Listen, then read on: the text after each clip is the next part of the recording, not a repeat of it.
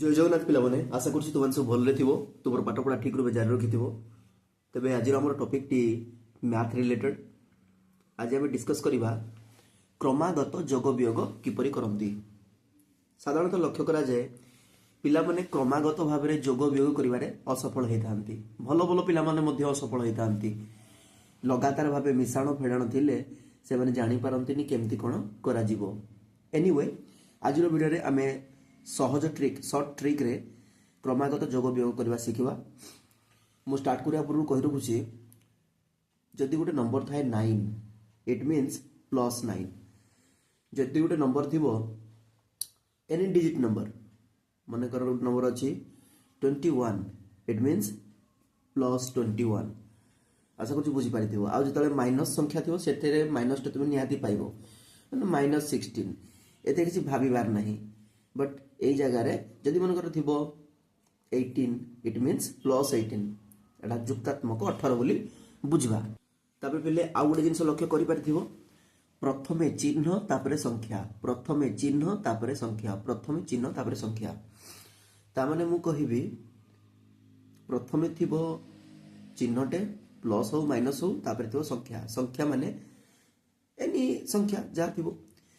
तेबे जो प्लस गुड़ाक होउची धरा जाऊ पियाज माइनस गुड़ाक होउची रसुण।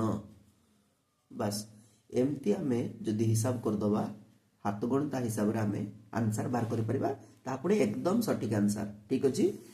प्लस माने पियाज माइनस माने रसुण। आ पिले सब बेले मु कहूची प्रथमे चिन्ह थाए तापरे जाई संख्या थिबो प्रथमे चिन्ह तापरे संख्या। चलो गोटे प्रॉब्लम सॉल्व करी बुझी जीवा। Suppose A question is given 7 plus 4 minus 3 plus 2 minus 6 minus 8 plus 5 minus 6 minus 8 आउ लंबे बनी बस सेति रखिबा। तेरे प्रथम संख्याटी हम देखो एटे तुम कहबो सर 7 पूर्वरु किछि नाही माने सिंबल किछि चिन्ह नाही मु कहितली किछि नथिला माने प्लस ही धरी नबा ता माने एठे हमर प्लस अछि। ठीक अछि। प्रथमे चिन्ह तापरे संख्या ता माने एटा होछि पियाज 7टा पियाजडा प्लस माने पियाज ना कहिछि मु पियाज 4टा पियाज 2टा एठे अछि पियाज 5टा बस पियाज एति अछि 7 4 11 12 13 5 18 पिले 18 पियाज एमती लेखिबोनी प्रथमे चिन्ह तापरे संख्या चिन्हटा कोन प्रथमे पियाज पियाज माने प्लस तापरे संख्या संख्या केते हला 18 हे गला।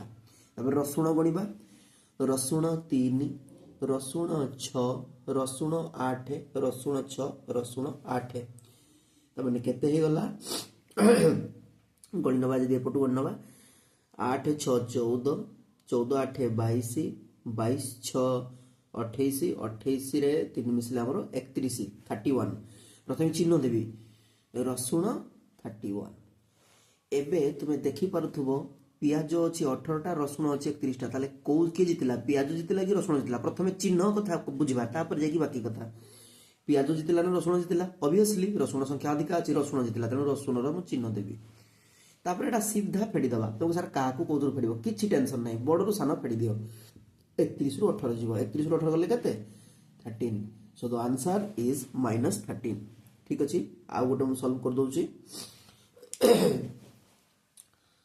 -6 plus 3 minus 2 plus 7 minus 4 minus 5 plus 6 minus 3 plus 9 बस एति बड़ करबा आ करबा नहीं। अच्छा पिला माने सब बेले मन रखिबो प्लस माने पियाज माइनस माने रसुण आ प्रथमे थाए चिन्ह तापर थाए संख्या। देखो तुम कौन भूल करिवो मु बतै दोछि एठी देखो 7 को देखो 7टा रसुण हेई गला भूल पिला माने मन रखि तो 7 संख्या सहित तमरो जदि 7 संख्याटा पियाज ना रसुण जानिबार अछि ता पूर्व चिन्ह देखिवो कारण चिन्ह प्रथमे थाए तापर संख्याटी थाए तेणु तुम एडे कहलो 7 रसुण ताहले एटा संपूर्ण भूल ताने कोन दे भलो कि लक्ष्य कर 7 पूर्व को संख्या कोन चिन्ह अछि ना प्लस चिन्ह अछि पियाज 7। ठीक अछि। ठीक से परि मन कर तुम एमती कहबो ସାର୍ 3 ହେଉଛି ଆମର ରସୁଣ।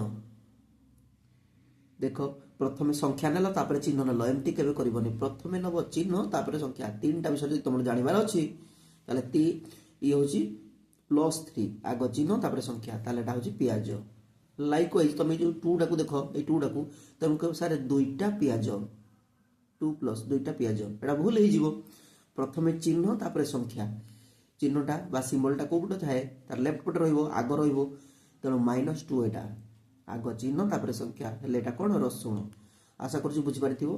ଚାଲ ଆମେ ଏବେ, ତବେ ପ୍ରଥମେ ପିଆଜ ଗଣିଲେ ବି ଚଳିବ, ରସୁଣ ଗଣିଲେ ବି ଚଳିବ, କିଛି ଅସୁବିଧା ନାହିଁ। ରସୁଣ ଯାକ ମୁଁ ଗଣି ଦେଉଛି। ପ୍ରଥମେ ରସୁଣଟା ଅଛି -6 -2 -4 -5 -3। ତାହେଲେ କେତେ ରସୁଣ ହେବ? 6 2 8 4 12 5 17 3 20। ରସୁଣ ଆଗ 20 ଲେଖିବନି, ଆଗ ଚିହ୍ନ ରସୁଣ 20। ତାପରେ ପିଆଜ ଗଣିବା 3 7 10 6 16 16 9 25। ପ୍ରଥମେ ଚିହ୍ନ ତାପରେ ସଂଖ୍ୟା, ପିଆଜ 25।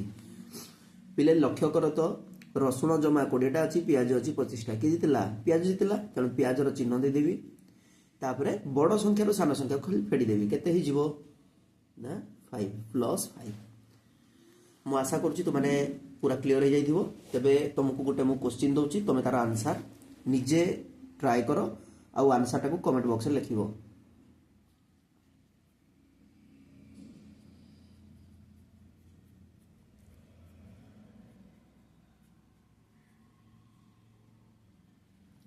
ବାସ୍ ଏଇ କ୍ୱେଶ୍ଚିନ୍ର ଆନ୍ସାରଟାକୁ ତୁମେ ନିଜେ ଟ୍ରାଏ କର ତାର ଆନ୍ସାର ବାହାର କରିବା ପାଇଁ, ଆଉ ଆନ୍ସାରଟାକୁ ତୁମେ କମେଣ୍ଟ ବକ୍ସରେ ଜଣାଅ।